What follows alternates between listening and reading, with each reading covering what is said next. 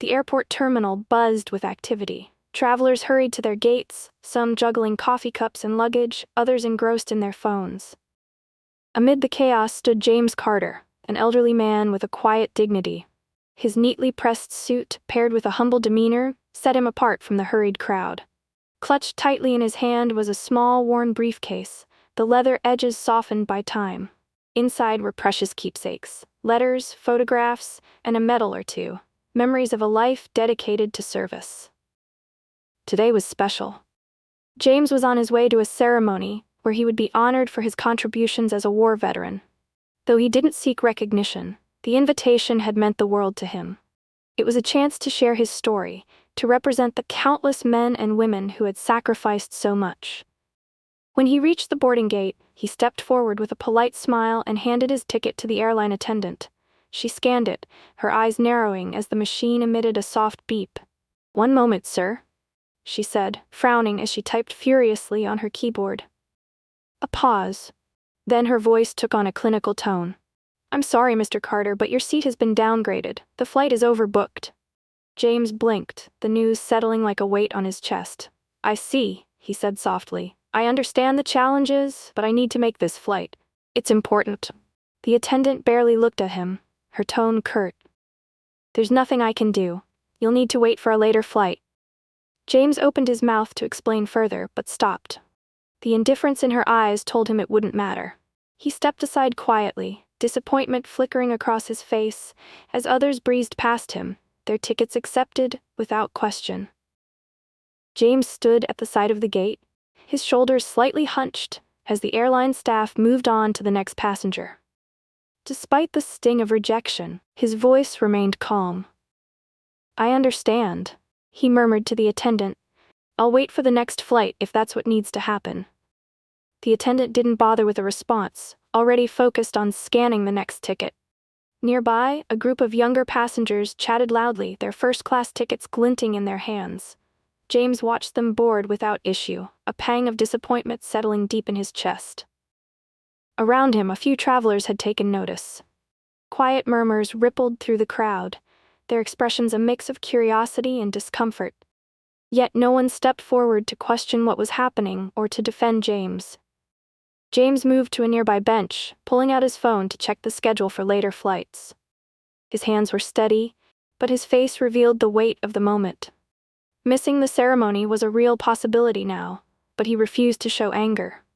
Instead, he offered a faint smile to the gate attendant as she passed by. "Thank you for trying," he said softly.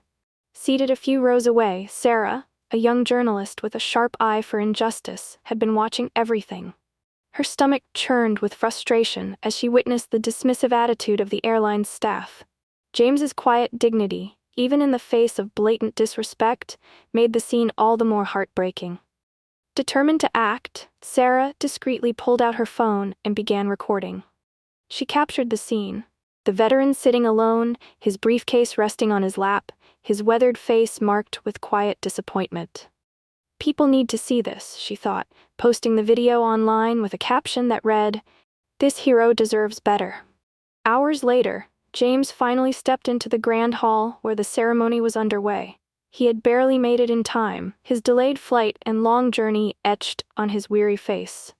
But as he entered the room, the atmosphere seemed to lift his spirits.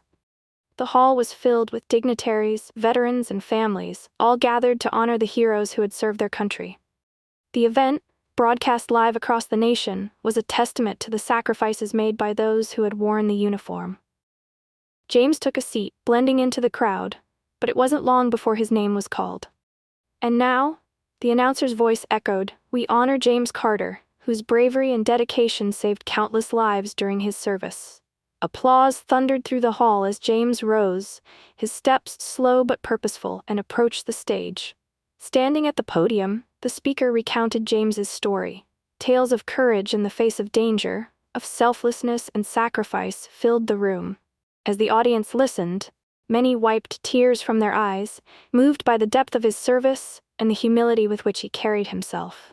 Meanwhile, back at the airline's headquarters, the scene was starkly different.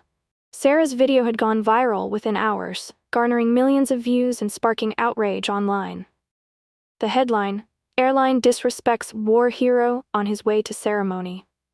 Employees crowded around a screen, watching the live broadcast of the ceremony.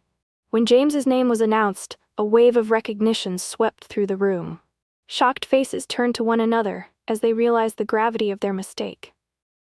The man they had treated so poorly was not just a veteran, but a national hero being celebrated for his extraordinary contributions. For James, the applause on that stage wasn't just for his past, it was a powerful acknowledgement of his dignity and quiet strength, even in moments of deep injustice. The day after the ceremony, the internet was ablaze with outrage. Sarah's video of James's treatment at the airport had gone viral, with millions of views and countless comments expressing anger and disbelief. Hashtags like "Respect Our Heroes" and "Justice for James" trended across social media, with people demanding accountability from the airline. Major news outlets picked up the story, replaying clips of James at the gate alongside footage from the live broadcast of the ceremony. The stark contrast between his quiet dignity at the airport and the applause-filled recognition he received on stage struck a chord with viewers. Public opinion was unanimous. The airline had failed miserably in respecting a man who had given so much for his country. Facing a wave of criticism, the airline acted swiftly. They issued a public apology, acknowledging their failure to treat James with the respect and courtesy he deserved. The statement promised immediate changes to their policies, ensuring such an incident would never happen again. In addition to the apology, the airline offered James lifetime first-class tickets for any future travel and announced a significant donation to a national veterans organization in his honor. The gesture, while appreciated, was seen by many as a necessary step rather than a generous act. When reporters approached James for his reaction, he remained as gracious as ever. "I accept their apology," he said, his voice steady. "But this isn't just about me. It's about how we treat each other. Whether we're veterans, teachers, or simply someone traveling to see their family, everyone deserves dignity and respect." His words resonated deeply, turning the incident into a broader conversation about kindness, equality, and empathy. James had transformed a moment of injustice into a powerful lesson for all, cementing his legacy both on and off the battlefield. As the dust settled, James Carter's life returned to its usual calm rhythm. Despite the ordeal at the airport and the whirlwind of media attention, he remained as humble as ever.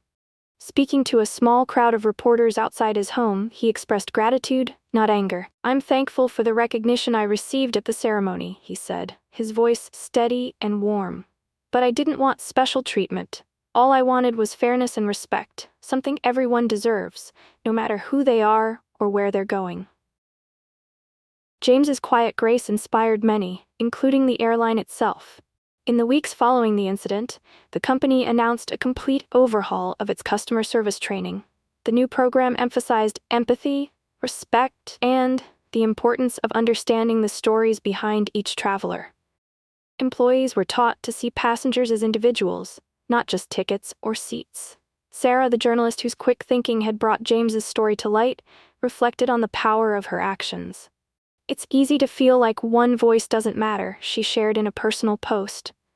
"But sometimes standing up and saying, 'This isn't right,' can create change. James taught me that courage comes in many forms." Back in his modest home, James carefully placed the award he had received at the ceremony on a shelf beside his cherished keepsakes. The medal gleamed in the afternoon sunlight, a symbol of a lifetime of service and a reminder of the values he held dear. As he settled into his favorite chair, James allowed himself a rare moment of reflection. The events of the past days had shown him the ripple effect of kindness and courage. His story had touched hearts and inspired change, proving that even the smallest acts of dignity and humility could leave a lasting impact. Thank you for watching this story. If you enjoyed it and it touched your heart, please take a moment to like this video. It really helps us out. We'd also love to hear your thoughts. Share your feelings or similar experiences in the comments below. We read every one of them. Don't forget to subscribe to our channel so you won't miss more inspiring stories like this. And if you know someone who would appreciate this story, please share it with them. It could brighten their day. Your support means the world to us. Thank you for being part of our community.